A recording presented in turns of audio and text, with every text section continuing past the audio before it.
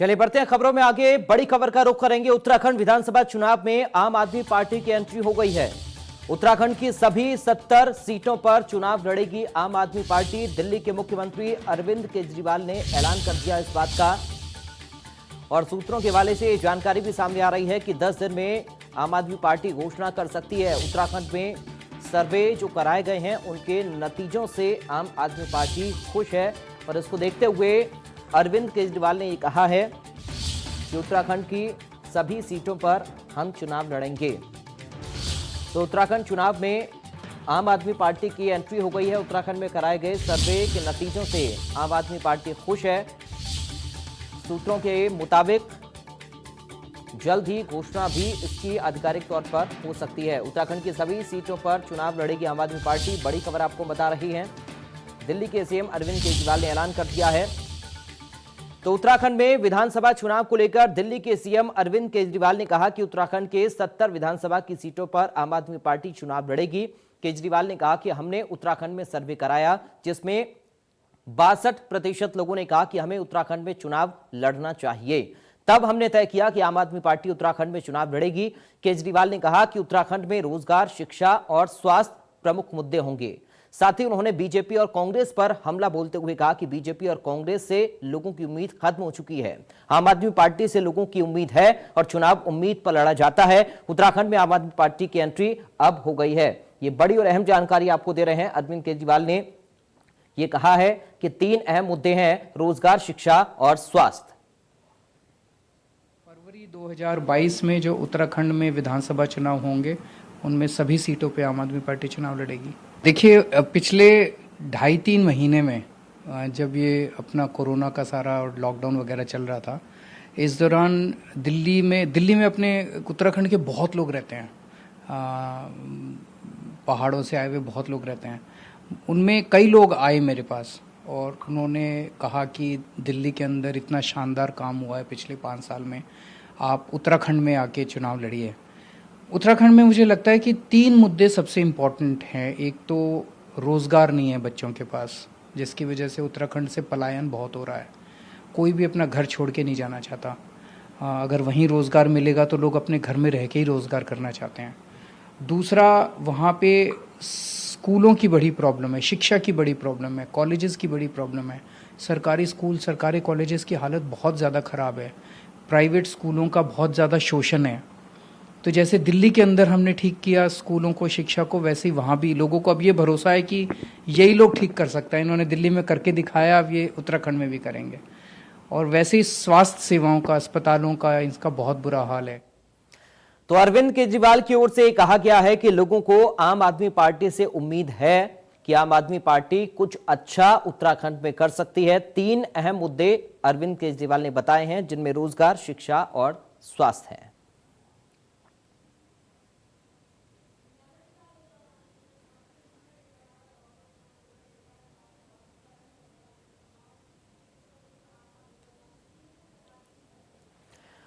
और हमारे संवाददाता रतन नेगी हमारे साथ जुड़ गए हैं, और रतन नेगी के साथ मौजूद हैं आम आदमी पार्टी के उत्तराखंड के प्रभारी दिनेश। रतन, उनसे बातचीत करेंगे और जानेंगे कि आखिर किस तरह की रणनीति अब उत्तराखंड में आम आदमी पार्टी बना रही है। रतन, मैं चाहूंगा आप दिनेश जी से बातचीत करें, उनसे जाने क्या उनकी रणनीति है और किस तरह से आगे चुनाव के लिए तैयारी अब आम आदमी पार्टी कर रही है। रतन।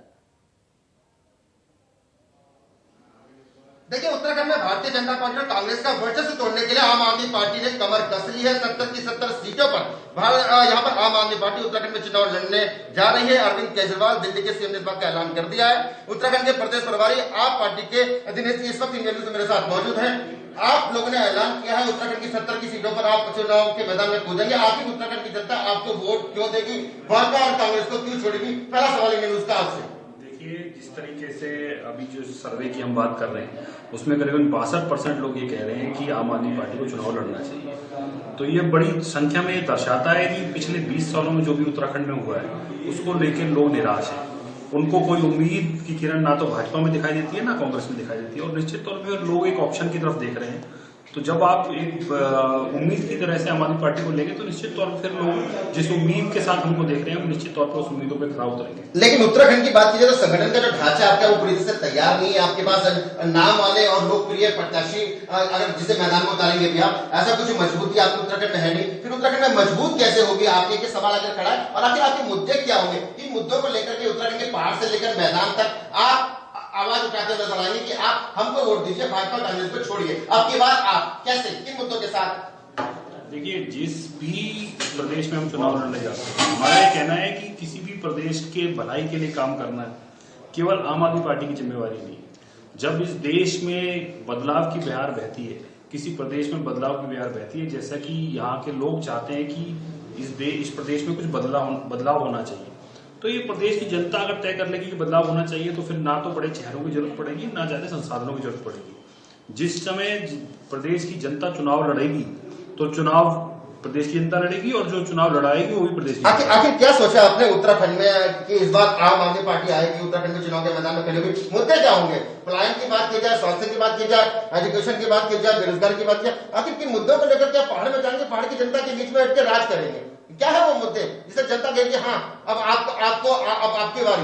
देखिए, मुद्दों की जहां तक बात करें तो मुद्दे तो आपने ही गिना दिए, और मुझे लगता है कि जिस तरीके से हमने दिल्ली में बड़े बेसिक मुद्दों के ऊपर काम किया है, क्योंकि कहने के लिए तो ये बहुत छोटे मुद्दे हैं कि बिजली की बात करें, पानी की बात करें, शिक्षा, स्वास्थ्य, रोजगार, पलायन, सब मुद्दों की बात करें, लेकिन मेरा इसमें मानना है कि इन मुद्दों के साथ साथ नीयत का भी फर्क है, क्योंकि ये मुद्दे हमेशा से रहे हैं। अब आप देखेंगे तो सारी पार्टी के मैनिफेस्टो में ये मुद्दे आपको सेम मिलेंगे। चेहरे तो है नहीं आपके पास, वो चेहरे कौन होंगे? देखिए, जिस टाइम जनता चुनाव लड़ना तय करती है तो वो चेहरे भी आते हैं और जनता चुनाव लड़ाती है। जब हमारी पार्टी का नाम है आम आदमी पार्टी, तो इसमें से आम लोग निकलेंगे, आम लोग चुनाव लड़ेंगे, आम लोग मंत्री बनेंगे, आम लोग मुख्यमंत्री बनेंगे। निश्चित तौर पे जब पूरी प्रदेश की जनता एक बदलाव का मन बना रही है, तो उसमें फिर चेहरे भी आएंगे और चुनाव भी। आखिर आप लोगों ने सर्वे किया, 62% आपने कहा कि मन बनाया, क्या वो सर्वे रहा? क्या सर्वे निकला? क्या आपको लगा, क्या केजरीवाल साहब को लगा कि हाँ अब उत्तराखंड में हमें आना चाहिए, उत्तराखंड में दस्तक देनी चाहिए? हमारे लगने ना लगने से कुछ नहीं होता। हमारा ये मानना है कि किसी भी देश की राजनीति जनता पे केंद्रित होनी चाहिए। जिस दिन उत्तराखंड की जनता ये ठान ले रही है कि आम आदमी पार्टी को चुनाव लड़ना चाहिए, तो हम चुनाव लड़ने के लिए तैयार हैं। जिस दिन ये जनता ठान लेगी कि आम आदमी पार्टी को जिताना है, उस दिन सरकार बन जाएगी। तो मेरा ये मानना है कि केवल राजनीतिक पार्टी की जिम्मेवारी नहीं है। जिस दिन इस देश की जनता तय करने की स्थिति में होती है कि किसी भी मुद्दों पे, चाहे किसी सरकार के ऊपर, जब जनता तय करती है कि मुझे बदलाव चाहिए, तो फिर आम आदमी पार्टी उस बदलाव का हिस्सा बनेगी। निश्चित तौर पर एक आखिरी सवाल आपसे कर रहा हूँ, आखिरी सवाल है आपसे। सवाल यही है कि क्या दिल्ली की तर्ज में उत्तराखंड में जब आप मैदान में उतरेंगे, आप एजुकेशन की बात हो, स्वास्थ्य की बात हो, या फिर आपका जो फार्मूला था वो मोहल्ला क्लिनिक, इस फार्मूले को लेकर के उत्तराखंड में आ रहे, दिल्ली की तर्ज में ही उत्तराखंड में आप एक्सपेरिमेंट करते हुए नजर आएंगे? निश्चित तौर पर शिक्षा की भी बात होगी, स्वास्थ्य की बात भी होगी। जब हम देखते हैं कि पहाड़ों पे से कोई वृद्ध आदमी गर्भवती महिला को बनखंडी के माध्यम से उतारा जाता है, उनकी क्या स्थिति होती है, तो निश्चित तौर पे पहाड़ों पे भी जो बेसिक स्वास्थ्य सेवाएं उपलब्ध होनी चाहिए। और मेरा ये मानना है कि जब पहाड़ों पे बेसिक स्वास्थ्य सेवाएं उपलब्ध होंगी, शिक्षा उपलब्ध होगी, रोजगार उपलब्ध होगा, तो पहाड़ के लोग पलायन रोकेंगे। कोई भी पहाड़ छोड़ के जाना नहीं चाहता, लेकिन जब उनको स्वास्थ्य नहीं मिलता, शिक्षा नहीं मिलती, तो निश्चित तौर पर पहाड़ से उतरना पड़ता है।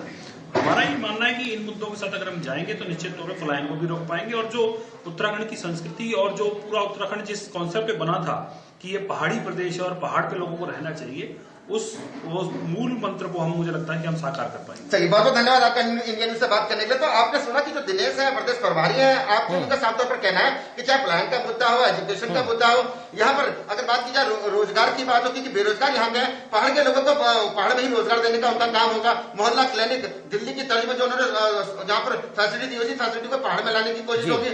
इसके साथ इनका साफ तौर पर कहना है कि 70 की 70 सीटों पर हम अपने प्रत्याशियों को मैदान में उतारेंगे, और यहाँ पर चेहरा बड़ा नाम कोई नहीं है, ये बात सच है। लेकिन जो उत्तराखंड का आम जनता है, उस आम जनता को टिकट दिया जाएगा, उसे मैदान में उतारा जाएगा। चलिए, बहुत शुक्रिया आपका रतन, तमाम बातचीत और जानकारी के लिए। बढ़ते आगे, उत्तराखंड में सियासी पारा चढ़ा है। हरिद्वार में बीजेपी के 6 विधायकों की बैठक हुई है।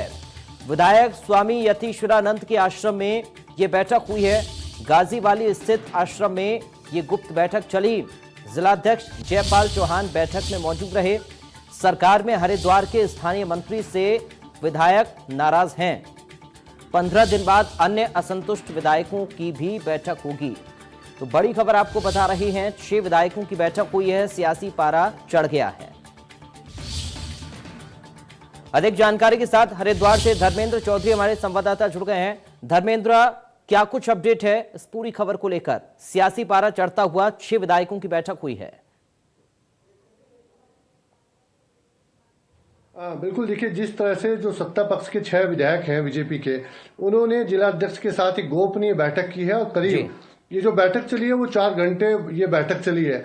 तो इससे सियासी पारा कह सकते हैं कि उत्तराखंड में एक बार चढ़ गया है और इसका जो मायने निकाले जा रहे हैं। हालांकि गोपनीय बैठक थी और हरिद्वार शहर से दूर गाजीवाली गांव में गंगा किनारे जो हरिद्वार ग्रामीण विधायक है स्वामी यतीश्वरानंद, उनका आश्रम है, वहां पर ये गोपनीय बैठक की गई है जिससे किसी को पता ना चले। लेकिन बात जब निकल के आई है तो ये जो स्थानीय हरिद्वार के विधायक हैं और मंत्री हैं प्रदेश सरकार में, उससे नाराजगी इन लोगों की बताई जा रही है। और इस बैठक में इन्होंने 11 विधायक बुलाए थे, हालांकि 6 विधायक ही वहां पर पहुंच पाए हैं और जो अन्य विधायक थे बीजेपी के वो प्रदेश से यहाँ पर बुलाए गए थे। हालांकि बैठक के बाद जो इन लोगों का कहना है उसमें इन्होंने कहा है कि चूंकि हरिद्वार जनपद में पंचायत के चुनाव होने हैं उसे लेकर बैठक की गई थी, लेकिन चूंकि हरिद्वार से दूर गंगा किनारे और गांव में ये बैठक की गई है तो इससे कहीं ना कहीं जो सियासी पारा है वो चढ़ाना तय माना जा रहा है। और जो सूत्र हमारे बता रहे हैं, जो स्थानीय ये 6 विधायक बीजेपी के हैं ये मंत्री से नाराज हैं और ये बैठक में तय हुआ कि 15 दिन बाद जो और प्रदेश के बीजेपी के असंतुष्ट विधायक हैं उनके साथ बैठक की जाएगी और फिर हाईकमान को इस पूरे बारे में अवगत कराया जाएगा। और हाईकमान या सीएम अगर यहाँ पर नहीं सुनता है तो फिर दिल्ली हाईकमान को इसके बारे में बताया जाएगा। चलिए, बहुत शुक्रिया आपका धर्मेंद्र, तमाम जानकारी और इस बातचीत के लिए। बढ़ते आगे, शहीद हवलदार राजेंद्र सिंह नेगी का पार्थिव शरीर सुबह उनके देहरादून आवास पर अंतिम दर्शन के लिए रखा गया। इस दौरान शहीद को श्रद्धांजलि देने के लिए सीएम त्रिवेंद्र सिंह रावत समेत तमाम गणमान्य लोग पहुंचे। इस मौके पर लाखों की तादाद में शहीद को अंतिम विदाई देने के लिए सैकड़ों की संख्या में लोग पहुंचे और शहीद राजेंद्र नेगी अमर रहें के नारे लगाते हुए शहीद का पार्थिव शरीर हरिद्वार के लिए रवाना किया गया। हवलदार राजेंद्र सिंह नेगी सेना की 11 गढ़वाल राइफल्स में तैनात थे। ये बारामूला के गुलमर्ग इलाके में तैनात थे। 8 जनवरी को ड्यूटी के दौरान एवलांच आने से वे फिसलकर पाकिस्तान की सीमा की तरफ गिर गए थे, जिसके बाद सेना ने काफी दिनों तक रेस्क्यू किया और 15 अगस्त को शहीद के पार्थिव शरीर को ढूंढ निकाला गया। तो बड़ी संख्या में लोगों ने नम आंखों से शहीद को अंतिम विदाई दी है। अंतिम दर्शन के लिए उनका शव रखा गया। शहीद को श्रद्धांजलि देने के बाद सीएम त्रिवेंद्र सिंह रावत ने क्या कुछ कहा, आप भी सुनिए। उनके पिताजी से मेरी कई बार बातचीत हुई, देहरादून में भी हुई और वो उनका गांव बिल्कुल जहां हमारी ग्रीष्मकालीन राजधानी है उसके नज़दीक है, तो वहां पर भी वो मेरे साथ काफ़ी देर बैठे थे और उन्होंने कहा कि आपने रक्षा मंत्री जी से बातचीत की, सेनाध्यक्ष जी से बातचीत करी, तमाम सैन्य अधिकारियों से आपने बातचीत की है, बोले आपने प्रयास किए। पौड़ी गढ़वाल के चौबटा खाल विधानसभा के बीनोखाल ब्लॉक के गांव भरपूर छोटा के जसपाल सिंह रावत के मकान का आंगन बारिश के कारण ध्वस्त हो गया। आंगन के ध्वस्त होने के कारण आवासीय भवन भी खतरे की जद में आ चुका है। अब जिला अधिकारी को बताया गया तो उन्होंने कुलदीप शाह राजस्व उप निरीक्षक को वहां निरीक्षण करने के लिए भेजा, लेकिन पटवारी की ओर से निरीक्षण में बताया गया कि ये आपदा में नहीं है। वहीं पीड़ित जसपाल का ये कहना है कि बरसात का सीजन है और तेज बारिश के कारण ही आंगन टूटा है। बारिश का सीजन होने के कारण उनका मकान खतरे में बना हुआ है और हम क्षेत्रीय विधायक सतपाल महाराज मंत्री से अनुरोध करते हैं कि हमारी तरफ ध्यान दिया जाए।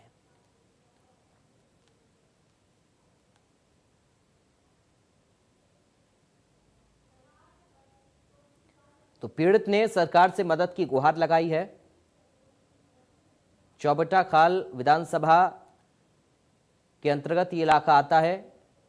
घर के आंगन के ढहने के बाद अब पीड़ित मदद की गुहार लगा रहा है। देश भर में हो रही भारी बारिश ने लोगों की मुश्किलें बढ़ाकर रख दी हैं। हम आपको 3 तस्वीरें दिखाते हैं जिसमें बारिश के चलते जनजीवन अस्त व्यस्त हो गया है। पहली तस्वीर दिल्ली की है, जहां पर बारिश के चलते सड़कों पर जलभराव देखने को मिला। दूसरी तस्वीर यूपी के कई जिलों की है, जहां पर बारिश में स्थिति काफी विकट हो गई है। बाढ़ जैसी स्थिति बनी हुई है। तीसरी तस्वीर उत्तराखंड में लगातार हो रही बारिश के चलते सड़कों पर लगातार भूस्खलन और जल जमाव का नजारा देखने को मिल रहा है।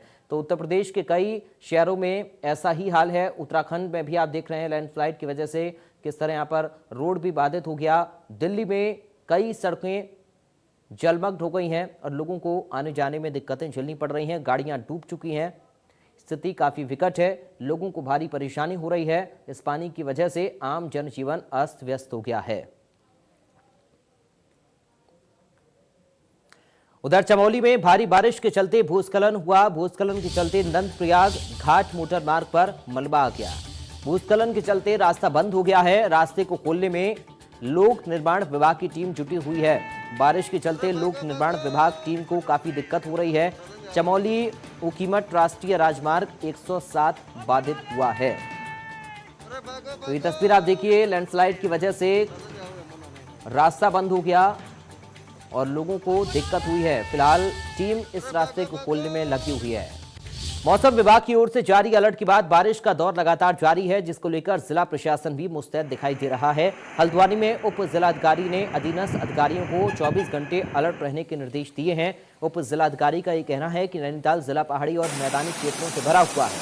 पहाड़ी क्षेत्रों में कई संवेदनशील जगह हैं जहां पर बरसातों में लैंडस्लाइड होता है, जिसकी वजह से वहां के लोगों का मुख्यालय से संपर्क टूट जाता है। इसको ध्यान में रखते हुए ऐसे संवेदनशील जगहों पर जेसीबी और पोकलैंड लगा दिए गए हैं। साथ ही मैदानी क्षेत्रों में बाढ़ चौकियां स्थापित कर दी गई हैं। तो ये तस्वीर आप देखिए कैसे यहाँ पर बारिश की वजह से भारी परेशानी लोगों को झेलनी पड़ रही है। मसूरी में लगातार हो रही बारिश के कारण मसूरी देहरादून मार्ग पर कई जगहों पर हो रहे भूस्खलन को लेकर लोगों को भारी दिक्कतें झेलनी पड़ रही हैं। इसको लेकर प्रशासनिक स्तर पर भी चिंताएं व्यक्त की जा रही हैं। मसूरी एसडीएम मनीष कुमार की ओर से तत्काल प्रभाव से लोक निर्माण विभाग, पुलिस और नगर पालिका प्रशासन, राष्ट्रीय राजमार्ग के आला अधिकारियों के साथ समस्या के निदान को लेकर बैठक करने की कार्य योजना बनाई जा रही है। उधर भूवैज्ञानिक से भी मसूरी देहरादून मार्ग पर बढ़ रहे भूस्खलन को लेकर विचार विमर्श किया जा रहा है। मसूरी देहरादून मार्ग पर कौलुखेत पानी वाले बैंड के पास करीब 60 मीटर सड़क भूस्खलन के बाद यातायात को सुचारू संचालित करने में भारी परेशानी यहां पर हो रही है। तो ये तस्वीरें आप देख सकते हैं, मसूरी की तस्वीर हम आपको दिखा रहे हैं। कॉर्बेट नेशनल पार्क के अंतर्गत पड़ने वाले धनगढ़ी के म्यूजियम का नवीनीकरण करके उसे नया नाम दिया गया है, जिसको अब इंटरप्रिटेशन सेंटर के नाम से जाना जाएगा। इस मामले में जानकारी देते हुए सीटीआर के निदेशक राहुल कुमार ने बताया कि कॉर्बेट के परिचय केंद्र को 1 करोड़ रुपए की लागत से उच्च प्रौद्योगिकी यंत्र लगवाकर तैयार किया गया है। इस इंटरप्रिटेशन केंद्र का उद्घाटन करने के लिए मुख्यमंत्री का मार्च में प्रोग्राम निर्धारित था, लेकिन कोरोना के चलते कार्यक्रम स्थगित हो गया था, जिसको अब जल्द ही मुख्यमंत्री सामान्य स्थिति होने पर उद्घाटन करेंगे।